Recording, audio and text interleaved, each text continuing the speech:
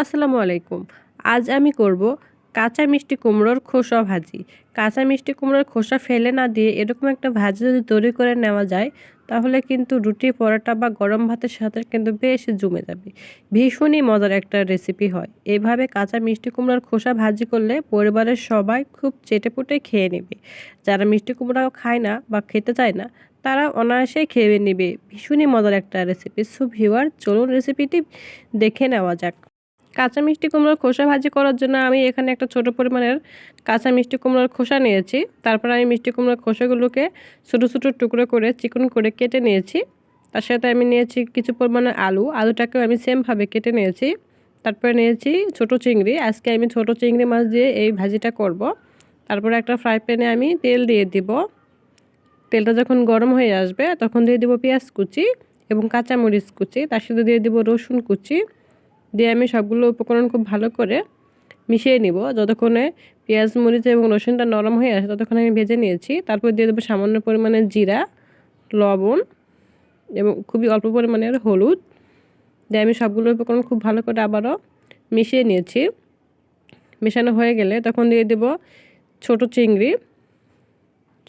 দিয়ে চিংড়ি মাছটাকে একটু ভালো করে ভেজে নিব। চিংড়ি মাছটা যখন একটু হয়ে আসবে তখন দিয়ে দিব ছোট আলু এবং তার সাথে দিয়ে দেব আগে থেকে কেটে রাখা কাঁচা মিষ্টি কুমড়োর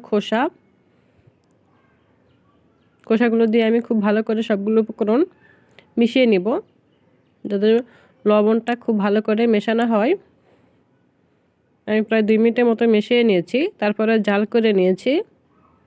আমি কিন্তু এখানে কোনো পানি দেইনি। তারপরে আমি কিছুটা রান্না করে ভেজে নিব। অল্প কিছুক্ষণ পর আমি এই কাঁচা মিষ্টি কুমড়োর খোসাটাকে ভেজে নিয়েছি। আমি প্রায় হালকা আছে 4-5 মিনিটের মতো এই মিষ্টি কুমড়োর খোসাটাকে ভালো করে ভেজে নিয়েছি। এই খোসাটা ভাজি হওয়ার পরে অনেকটাই কমে আসবে। আর এই চিংড়ি মাছ দেওয়াতে কিন্তু এরকম করে মিষ্টি কুমড়োর খোসা ভাজি করলে ভীষণই ভালো লাগে। যারা এভাবে রেসিপি করে খাননি মিষ্টি কুমড়োর খোসা, তারা অবশ্যই আমার রেসিপিটা একবার বাসায় ফলো করে দেখবেন যে কতটা ভালো লাগে খেতে। আমার কাঁচা মিষ্টি কুমড়োর খোসা ভাজি হয়ে গিয়েছিল। তারপরে আমি চুলাটা অফ করে দিয়েছিলাম এবং পরিবেশনের জন্য উঠিয়ে নিব।